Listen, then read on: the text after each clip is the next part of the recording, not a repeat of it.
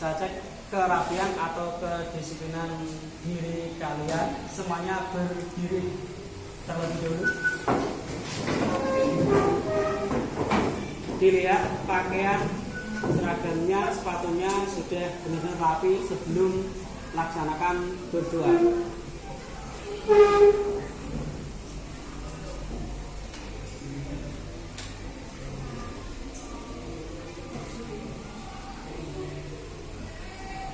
Sudah terlihat rapi semua, silakan kembali duduk.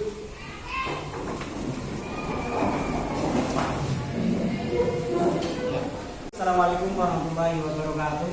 Waalaikumsalam warahmatullahi wabarakatuh. Sebelum mulai pelajaran pada hari ini, yaitu pendidikan agama Islam dan ini kelas 12, alangkah baiknya dimulai dengan berdoa. Silakan ketua kelas untuk menyiapkan berdoa terlebih dahulu. Di tempat duduk, siap, gerak, berdoa dimulai.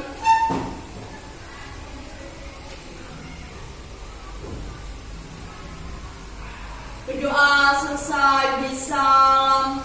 Assalamualaikum warahmatullahi wabarakatuh. Setelah berdoa yang dipimpin oleh ketua kelas, selanjutnya menyanyikan lagu Indonesia Raya dan ada perwakilan yang sebagai dirjen sebagai bentuk penanaman karakter nasionalisme diri kita kepada negara. Semuanya berdiri.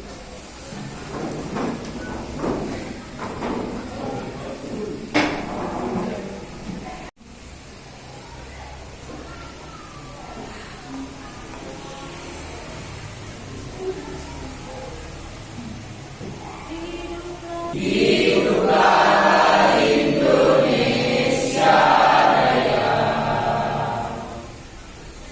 Semuanya berdiri.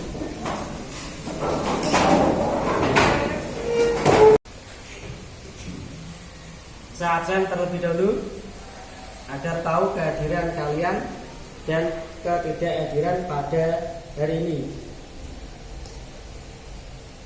Nomor absen 1 Amanda Dwi Lestari. Untuk absennya hari ini alhamdulillah berangkat semua atau nihil, tidak ada yang tidak berangkat sekolah.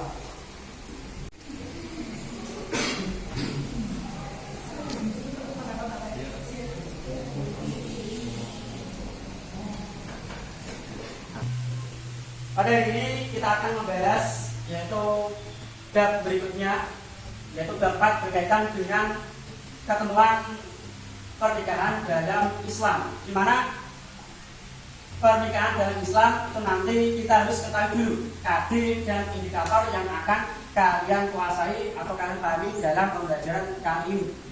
Sebelum mengarah kepada kompetisi dasar, kemudian indikator dan yang mengarah kepada tujuan pembelajaran, alangkah baiknya kita kaitkan dulu atau kita ingat kembali bab sebelumnya berkaitan dengan tanggung jawab dan bekerja keras, di mana materi pertemuan sebelumnya membahas tentang bekerja keras dan tanggung jawab, di mana harus kita lakukan karena kita sebagai makhluk bersosial dan sebagai pemenuhan kebutuhan baik individu maupun sosial, sehingga bentuk kerja keras dan tanggung jawab harus tertanam pada diri kita. Contoh dalam bekerja keras atau implementasinya pada diri siswa. Diri siswa harus bisa bersungguh-sungguh dalam melaksanakan bebannya atau tugasnya sebagai siswa, yaitu menyelesaikan segala tugas dari Bapak Ibu guru dan menyelesaikan segala tanggungan arahan dari Bapak Ibu guru.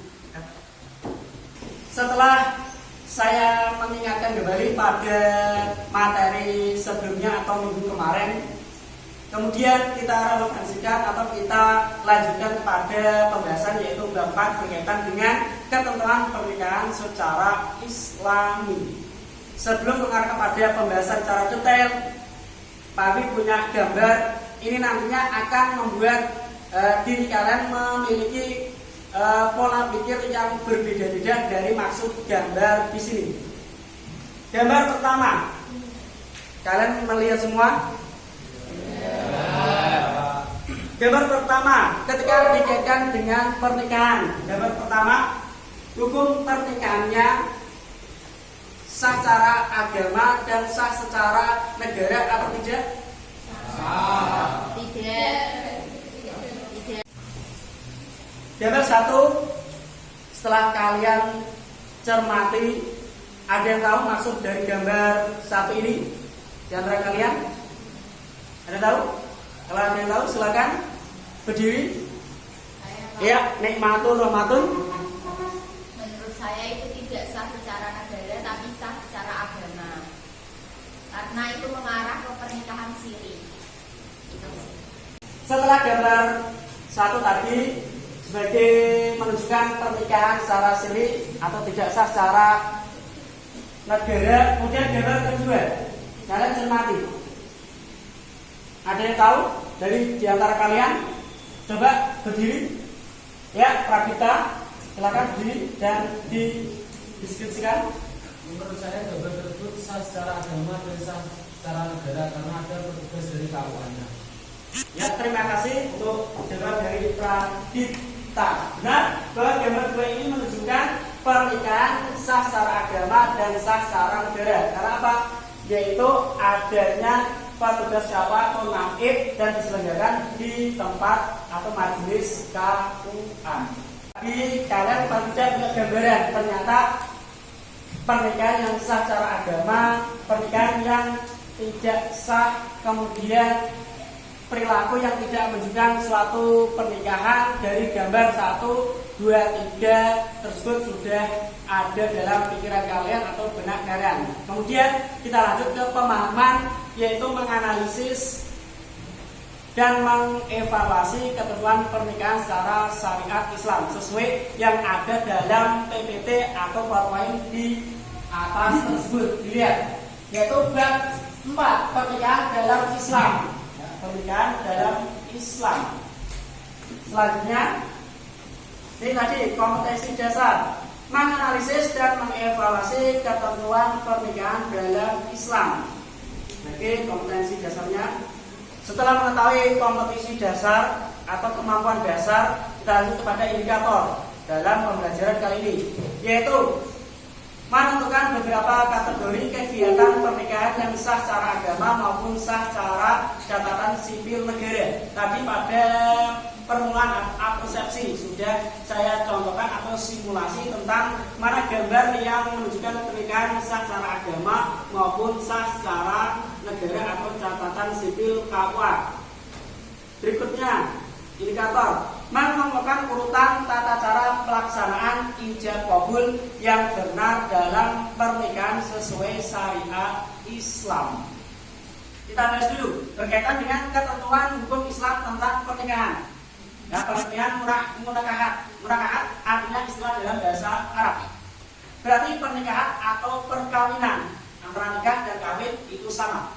Secara istilah syariat nikah berarti melarang suatu akad melalui ijab kabul atau perjanjian untuk menikahkan diri antara seorang laki-laki dan seorang perempuan serta menghalalkan hubungan kelamin antara keduanya dengan dasar sukarela atau saling mencintai dan persetujuan bersama antara pihak keluarga istri dan pihak keluarga calon suami demi terwujudnya keluarga yang bahagia yang diridhoi oleh Allah Subhanahu wa taala, yaitu sakinah, mawaddah, warahmah. Jadi inti pengertian dari pernikahan adalah tadi menjalin hubungan dari satu keluarga menjadi dua keluarga, yaitu dari calon istri dan calon suami, sehingga ada ikatan yang sah melalui ijab kabul yang dilaksanakan oleh pihak atau petugas KUA.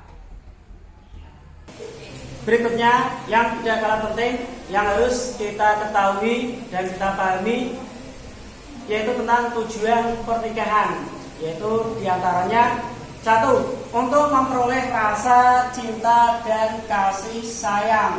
Di situ ada dalil nakli yang menunjukkan statement tersebut. Ada yang bisa membaca? Ya, silakan berdiri. Silakan untuk yang mampu membaca. Ya, Ani berdiri membaca. A'udzu billahi minasyaitonir rajim. Bismillah. Bismillahirrahmanirrahim. Faja'alna bainakum mawaddatan wa rahmah. Ya, terima kasih untuk bacanya. Ani sudah membaca dengan fasih, itu menunjukkan keterampilan dalam penguasaan membaca Al-Quran. Berikutnya, yang kedua, untuk memperoleh ketenangan hidup. Berikutnya, rukun nikah yang harus kalian ketahui, yaitu ada calon suami. Ya, jadi ketika akan nikah, ada calon suaminya. Kemudian syarat seorang suami, yaitu seorang laki-laki dewasa. Makanya jangan sampai ketika seorang perempuan menikah memilih seorang laki-laki. Yang kedua, ada calon istri. Ketika sudah ada calon suami, harus ada calon istri. Kemudian ada wali nikah. Ya, dari rukun nikah ada wali nikah, yaitu wali yang menikahkan mempelai laki-laki dengan mempelai wanita atau mengizinkan pernikahannya kepada pihak KUA. Keempat, ada 2 orang saksi. Kelima, inilah tadi adanya akad nikah, yaitu ucapan ijab qabul. Makanya dalam pernikahan sebagai penentu sahnya adalah melalui kegiatan akad nikah atau ijab qabul. Bagaimana ijab qabul yang sah, yang benar sesuai syariat Islam? Maka ini nanti kalian akan mengamati atau akan dilakukan menggunakan metode demonstrasi dipraktekkan oleh beberapa perwakilan teman kalian. Ya, siapa? Saya nikahkan dan kawinkan Maharani binti Bapak Kholik dengan mas kawin emas 10 gram dan seperangkat alat sholat dibayar tunai. Saya terima nikah dan kawinnya Maharani binti Bapak Kholik dengan mas kawin emas 10 gram dan seperangkat alat sholat dibayar tunai. Bagaimana para saksi sah?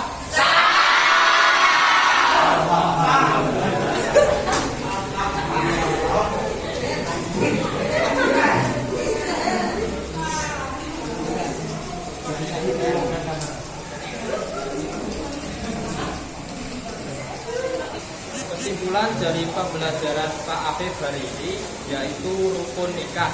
1. Terdapat calon pengantin laki-laki dan perempuan yang tidak terhalang secara syar'i untuk menikah. Ada wali dari calon pengantin perempuan dihadiri oleh para saksi minimal 2 orang laki-laki yang adil untuk menyaksikan sah tidaknya pernikahan dan diucapkannya ijab dari pihak wali pengantin perempuan atau yang mewakilinya. Terima kasih atas kesimpulannya. Silakan bisa duduk kembali, beri tepuk tangan. Berikutnya yaitu berkaitan dengan evaluasi, yaitu melalui aplikasi Linktree. Di situ kalian mengisi daftar hadir. Setelah evaluasi saya buka dari kelompok 1, kelompok 2, kelompok 3 dan 4 berkaitan nikah secara online dapat saya simpulkan bahwa nikah secara online terutama yang paling sakralnya adalah akad nikah atau ijab qabul secara hukum syariat agama tidak membolehkan atau tidak boleh nikah secara online. Artinya apa? Kita ketahui ketika akad nikah itu ijabnya atau majelisnya dalam satu tempat. Alhamdulillah pembelajaran sudah selesai dari kesimpulan dari kelompok 1 tadi. Kemudian kami sudah menunjukkan, maka mari kita semua tutup pembelajaran kami dengan bacaan hamdalah bersama-sama.